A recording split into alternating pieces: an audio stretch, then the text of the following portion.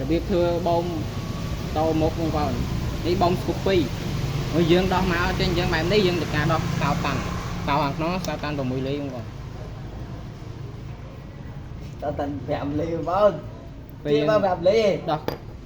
សោវាហើយយើងទាញបែបនេះមក bà តែម្ដងនេះ first cái bánh ទុក tay hay ដីបងប្អូន bà យើងឆ្កឹះវាចេញមក bà ហ្នឹងរបៀបដោះបងប្អូននេះហើយនេះ first វាខាងក្នុងមួយ bà មកយើងដោះ first នឹងមកយើងទៅការកឹះព្រាវាបងប្អូនព្រា bà នេះបងខ្ញុំខូចទេអញ្ចឹងខ្ញុំដោះយកតែបតោនេះទេបងប្អូនគាត់ប្រាប់វិធីដោះ bà ខូចបងមុខ bà bà bà នេះយើងចង់ដោះយកមកសបាទ bà bà សវានៅខាងក្នុង bà bà chạy យើងទៅការដោះព្រាខាងក្នុងនេះមួយវាជាប់ព្រាយើងធ្វើម្នាក់ឯងយើងពិបាកដោះអ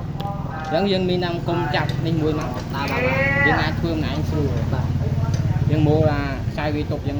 bà យើងលូកចូលមកនេះវាខ្សែវាស្កតចូលក្នុងបាទ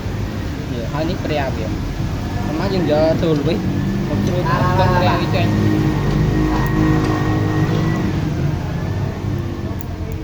នេះព្រាវាបងនេះ bà bà bà អញ្ចឹងយើងធ្វើម្នាក់ឯងយើងមានអង្គមនេះមួយមកវាស្រួលចាប់ដោះវាពិបាកស្កត